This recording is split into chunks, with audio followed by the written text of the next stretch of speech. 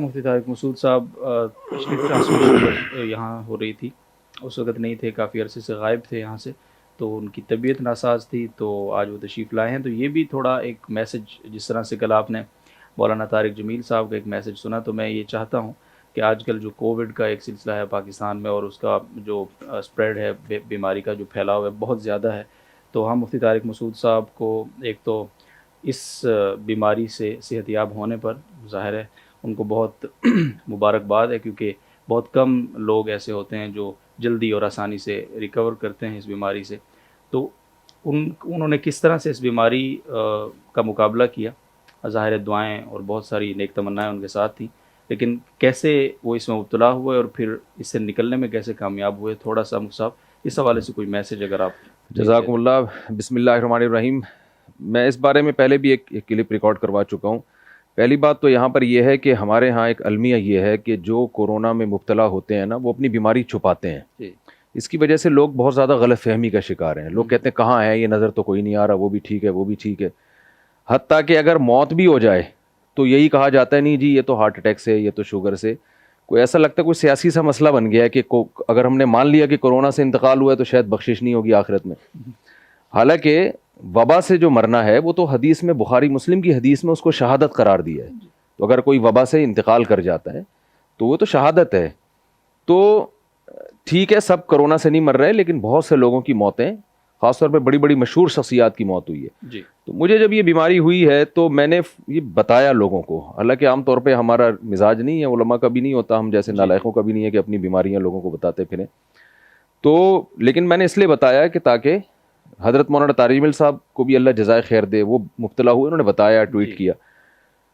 تو ایک تو یہ بات ہے کہ اس میں تاکہ لوگوں کو ہو کہ یقین آ جائے کہ باقی یہ ہے، احتیاط کریں لوگ۔ دوسرا یہ کہ جو میرا تجربہ رہا ہے، مجھے الحمدللہ ایک تو لندن میں ڈاکٹر خرم صاحب ہیں، ان سے رابطے کا بہت فائدہ ہوا۔ بالکل، کیونکہ جب آپ بیمار ہوتے ہیں تو آپ کو کچھ ایسے معاملات آپ کے ساتھ پیش آتے ہیں کہ آپ افراتفری کا شکار ہو جاتے ہیں۔ ہسپتال لے جانے کی ضرورت نہیں ہے تو مریض کو لے کے جا رہے ہیں، جہاں ضرورت ہے وہاں نہیں لے کے جا رہے۔ اس میں لوگوں کی قیاس آرائیاں بہت ہیں۔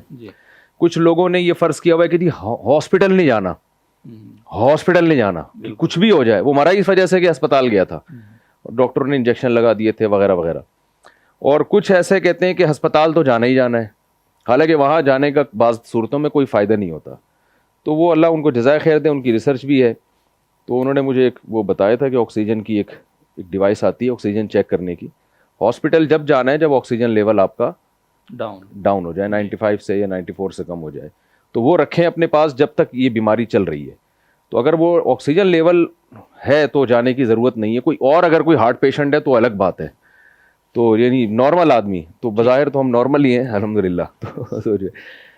تو مجھے فیور نہیں ہوتا الحمدللہ، ذرا سا گلا خراب ہو اور بہت زیادہ بھی ہو، لیکن مجھے ذرا سا گلا خراب ہوا، بخار ہو گیا، سردی لگنے لگی، تو مجھے اندازہ ہوا کہ یہ کچھ اب نارمل سے حالات ہیں جو پہلے کبھی ہوئے نہیں۔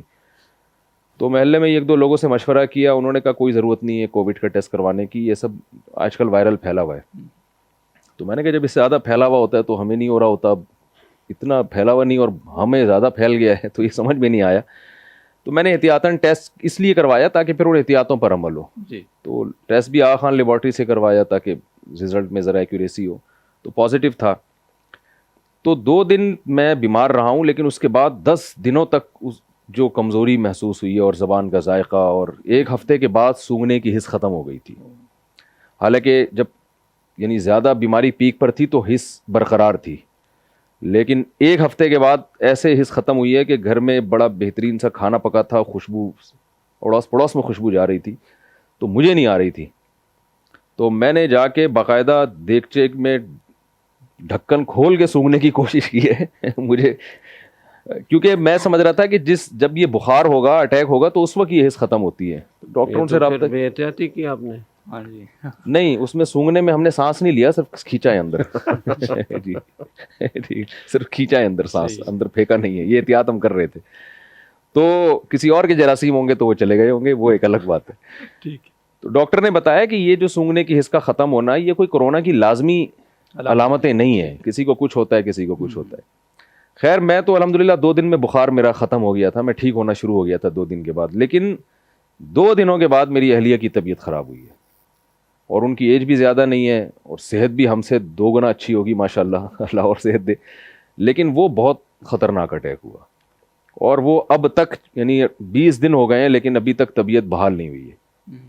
اور جو ہم سمجھتے تھے کہ ڈاکٹروں نے کہا کہ خواتین پر اس کا اثر بہت کم ہوتا ہے اور وہ جلدی ریکوری ہوتی ہے، بیمار بھی نہیں ہوتی، وہ سارا کم از کم میرے گھر میں الٹ ہوا ہے۔ اس کا آدمی جلدی ٹھیک ہو گیا، جو خاتون کو ہوا، اہلیہ کو ہوا، وہ ابھی تک اس کی ریکوری نہیں ہوئی ہے اور بہت زیادہ صحت خراب ہوئی۔ 2-3 دفعہ یہ نوبت آئی کہ ہاسپٹل لے کے جائیں، لیکن اللہ کا شکر ہے ٹھیک ہو گیا معاملہ، مگر اس کے جو سائیڈ افیکٹ ہیں وہ اب تک چل رہے ہیں۔ جی تو دعا کی بھی درخواست ہے، باقی اللہ تعالیٰ سب کو جزائے خیر دے، ہمارے اساتذہ کو، اکابر کو، مشائخ کو، دوستوں کو، انہوں نے بہت زیادہ دعائیں کی ہیں، تو آپ کے سامنے بیٹھا ہوں الحمدللہ۔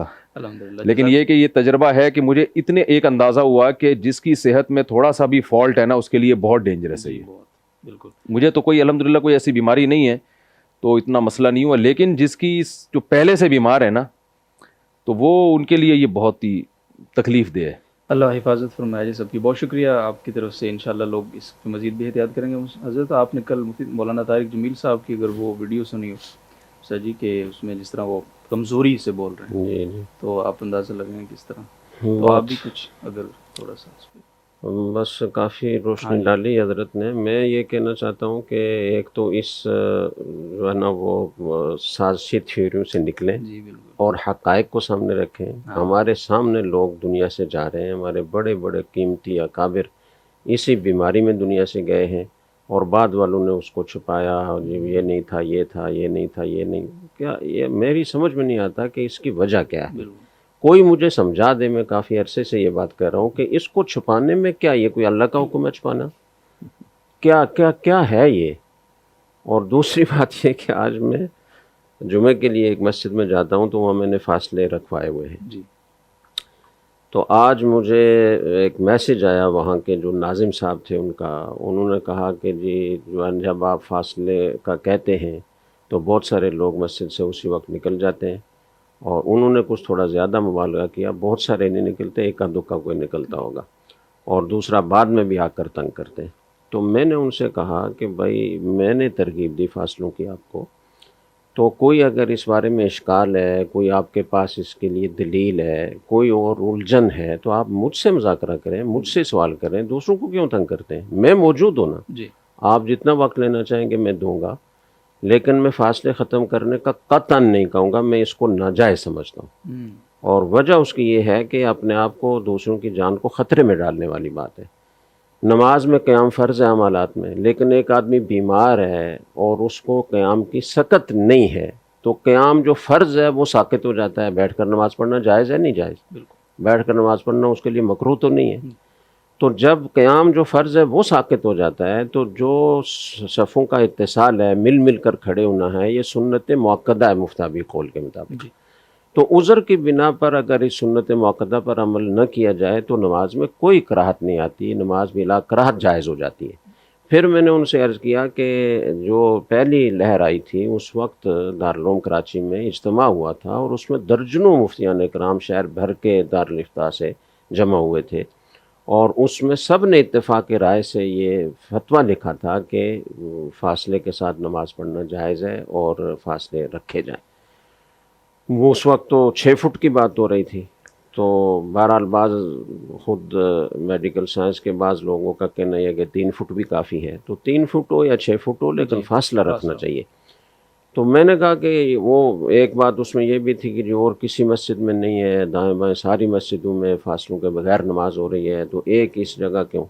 تو میں نے کہا کہ یہ فتویٰ لکھا تھا مفتیان کرام نے، اور سب نے اتفاق کے رائے سے لکھا تھا۔ البتہ جب وہ تحریر مرتب ہو گئی تو دستخط کروانے لگے، تو ایک مفتی صاحب نے دستخط کرنے سے انکار کیا، ان کو شرح صدر نہیں ہوا ہوگا، باقی درجنوں مفتیان کرام نے تو اس پر دستخط کیے تھے۔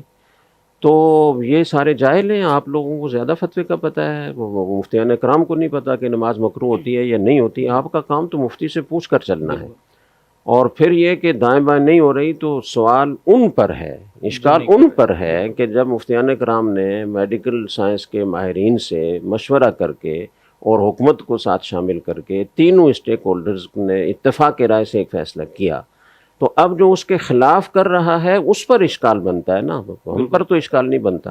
میڈیکل سائنس کے ماہرین نے کہہ دیا کہ اب فاصلے کرنے کی ضرورت نہیں ہے. وہ تو اب بھی چیخ کر کہہ رہے ہیں کہ فاصلے رکھیں, احتیاطی تدابیر پر عمل کریں. بات بہت لمبی ہو جائے گی. میں نے پھر اور احتیاطی میں کئی دفعہ وہاں گفتگو کر چکا ہوں. تو میں نے ان سے کہا کہ جب سردی شدید ہوتی ہے, باہر جھکڑ چل رہے ہوتے ہیں, طوفانی ہوائیں ہوتی ہیں, تو آپ بغیر کچھ پہنے آپ باریک کپڑوں میں باہر نکلتے ہیں؟ نہیں نکلتے نا, اس لیے کہ ظاہری اسباب کے درجے میں وہ نقصان پہنچائے گی وہ ہوا آپ کو. تو بالکل اسی طرح ہارٹ کا کوئی مریض ہے اگر, تو وہ کیا صبح و شام بروسٹ کھاتا ہے اور مرغن غذائیں کھاتا ہے. کوئی بلڈ پریشر کا مریض ہے تو چمچے بھر کے کھانے میں ڈال کر کھاتا ہے. کیوں نہیں کھاتا؟ احتیاط کے خلاف ہے. اسباب کے درجے کی چیز ہے, لیکن آپ ان سب اسباب کو اختیار کرتے ہیں, ان سب احتیاطوں پر عمل کرتے ہیں, اور شریعت کا حکم بھی یہی ہے. تو یہاں آ کر کیا ہو جاتا ہے, یہ بھی تو اسی درجے کی چیز ہے نا کہ احتیاطی تدابیر پر عمل کریں, اسباب کے درجے میں نظر اللہ پر رکھیں. تو اللہ تعالیٰ ہماری قوم کو سمجھ عطا فرمائے.